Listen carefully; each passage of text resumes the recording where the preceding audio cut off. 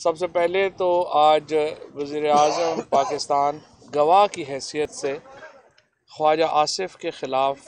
अपने मुकदमे में आज अपीयर हुए और जो नया निज़ाम अब क्रिएट किया है इस्लामाबाद में मिनिस्ट्री ऑफ लॉ ने, जिसके तहत अब आप जो विटनेसेस हैं, जो गवाहान हैं, वो पेश हो सकते हैं वीडियो कॉन्फ्रेंस के ज़रिए अपने मुकदमात में। उसका भी अमली तौर पे आगाज़ हो गया और आज वज़ीर-ए-आज़म पाकिस्तान जो हैं वो अपने केस में बतौर गवाह जो है वो यहाँ पे आज अपीयर हुए हैं। और उसमें ये केस आप जो कल भी मैंने बात की थी जस्टिस वजीउद्दीन अहमद के मामले को लेके, इसी तरह का एक जो केस है, ये ख्वाजा आसिफ ने शौकत खानम हॉस्पिटल के ऊपर इल्ज़ाम लगाए 2012 में, जिसमें कहा गया है कि जो चैरिटी का पैसा है वो मिसयूज़ जो है वो हुआ है। हाँ जी, कि वो पैसा जो है वो मिसयूज़ हुआ है चैरिटी का, जिसकी वजह से ये मुकदमा जो है वो फ़ाइल हुआ। और आप अंदाज़ा लगा लें कि 2012 का मुकदमा है, वो अभी तक उसका फ़ैसला जो है वो नहीं हो सका। और ये जो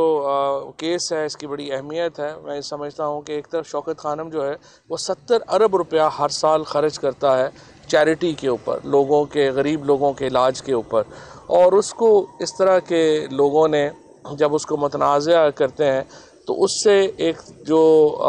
ना सिर्फ ये कि वो इदारा बदनाम होता है, फिर पाकिस्तान में चैरिटी का काम कौन करेगा अगर आप इस तरह से इल्ज़ामात लगाएं और उसको फिर साबित भी ना कर पाएँ। सो आज वज़ीर-ए-आज़म साहब जो हैं वो इसमें अपीयर हुए हैं और ये बड़ा इम्पॉर्टेंट केस है और मुझे उम्मीद है कि अब इस केस का फ़ैसला होगा और हमेशा की तरह एक बार फिर ख्वाजा आसिफ झूठे साबित होंगे। ज़िंदगी में उन्होंने कभी सच नहीं बोला और इस तरह के मुकदमात में इंशाअल्लाह एक दफ़ा फिर उनका मुँह काला होगा, तो इससे पाकिस्तान का लीगल सिस्टम जो है उससे बेहतरी आएगी। दूसरा जो इम्पॉर्टेंट है वो पंजाब की कमेटी का यहाँ पे आज इजलास हुआ है। पंजाब की कमेटी इजलास में एक तो जो खानेवाल में कल इलेक्शन हुआ है उसके ऊपर वज़ीर-ए-आज़म ने जो पीटीआई का जो हमारा इलेक्शन है उस पर अदम एतमाद का इजहार किया है और हम समझते हैं कि जिस तरीके से उसमें जो खामियां हैं उनके ऊपर पूरा होना ज़रूरी है। और दोबारा एक बार फिर इंतखाबात के अंदर जिस तरह से पैसे चलने की बातें आई हैं, जिस तरीके से हॉर्स ट्रेडिंग की बातें आई हैं, वो बड़ी अनफॉर्चुनेट है और हम समझते हैं कि इलेक्शन कमीशन को इस बारे में इक़दामात करने चाहिए ताकि ये जो तासुर है इलेक्शनों में हॉर्स ट्रेडिंग का, वो उसका जो है वो ख़ात्मा हो सके। इसके अलावा पंजाब में जो आने वाले बल्दियाती इंतखाबात हैं उनके ऊपर बहुत तफसील से बातचीत हुई है और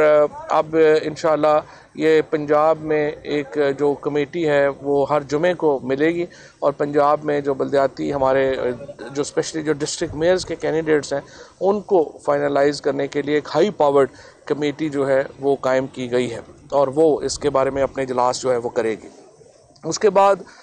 स्पोक्स पर्सनस की मीटिंग हुई जिसमें सबसे पहले जो हमारे वज़ीर हैं एनर्जी के हमाद अज़हर साहब, उन्होंने गैस के ऊपर ब्रीफिंग दी है। इस वक्त जो सुई नॉर्दर्न के तकरीबन 2300 इंडस्ट्रियल यूनिट्स हैं उनमें से 1800 जो हैं उनको गैस की सप्लाई जो है वो जारी है 100%। ये 2300 में से 1800 को जो है वो मुकम्मल जारी है और जो बाकी आज एप्टमा ने किया है उसमें प्रॉब्लम ये है कि ये जो एक छोटा सा ग्रुप है ये हुकूमत इंपोर्ट करती है तकरीबन 2100 रुपये से 2300 रुपये तक की गैस जो है वो हमें पड़ती है। ये कह रहे हैं हमें 600-700 रुपये में जो है वो दे दी जाए, जो जाहिर है मुमकिन नहीं है और उससे भी वो बिजली के प्लांट चलाते हैं जो कि हमारे पास पहले ही एक्सेस है और फिर ये जो कैप्टिव प्लांट्स हैं ये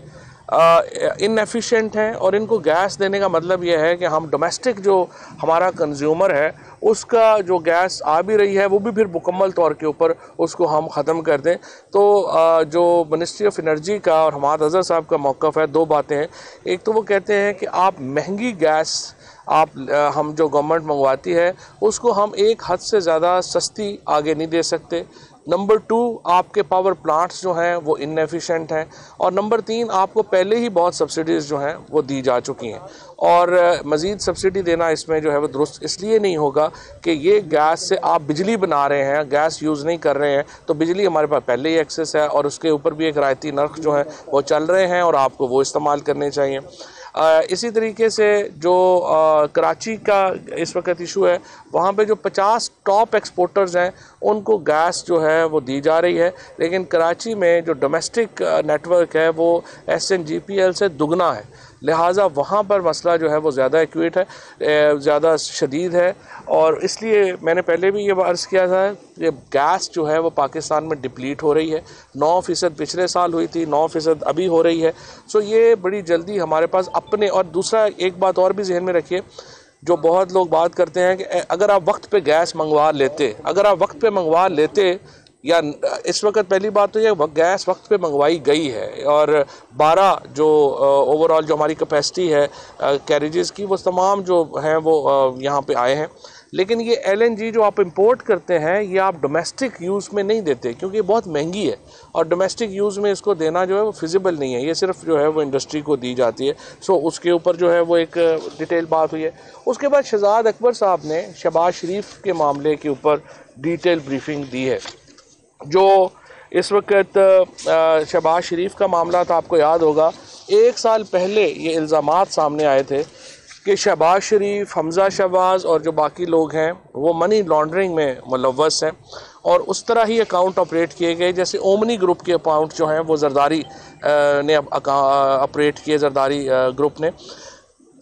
ग्रुप ने तो ये किया, कुछ शर्म हया रखी कि उन्होंने वो ग्रुप्स जो हैं वो अकाउंट डायरेक्टली ऑपरेट नहीं किए, लेकिन शहबाज शरीफ और हमज़ा शरीफ ने ये अकाउंट डायरेक्टली ऑपरेट किए। और जिस तरह अभी शहजाद अकबर ने भी अपनी प्रेस कॉन्फ्रेंस में डिटेल बताया है, 18 लोग हैं जिनके 17,000 अकाउंट्स जो हैं, 17,000 जो ट्रांजैक्शंस हैं, उनमें से एक एक ट्रांजैक्शन जो है उसको देखा गया, और 16 अरब रुपया सिर्फ ये एक फैक्ट्री है जिसने मनी लॉन्ड्रिंग की है, शहबाज शरीफ साहब की और उनकी फैमिली की, और ये वो है जिसका हमें अब एग्जैक्टली पता चल गया है। इसके अलावा जो उन्होंने बाकायदा बाकी पैसा बाहर भेजा है, ये टिप ऑफ द आइसबर्ग है शहबाज शरीफ के केस में, जो कि हमें पता चली है। अब मामला अदालत में है और हमें तवक्को दोबारा अदालत से यही है कि डे टू डे हियरिंग होनी चाहिए। हम इसमें कुछ और नहीं मांग रहे, हम सिर्फ चाहते हैं कि जो शहबाज शरीफ और हमज़ा शहबाज के ऊपर जो, और मीडिया से भी मैं ये कहूँगा, आपको हुकूमत की बात पे भी यकीन करने की ज़रूरत नहीं है, आपको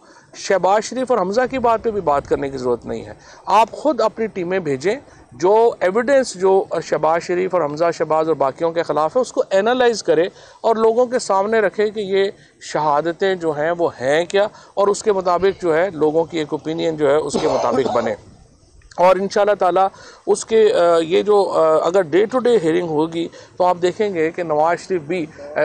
शरीफ के बाद शहबाज शरीफ भी सज़ा से कतई तौर के ऊपर नहीं बच सकेंगे। सिर्फ एक ही चांस है कि आपकी हियरिंग ना हो, और जिसके लिए वो पूरी जो है वो कोशिश करेंगे। बाकी शेख रशीद साहब जो है ये बात करेंगे OIC के ऊपर, आप बात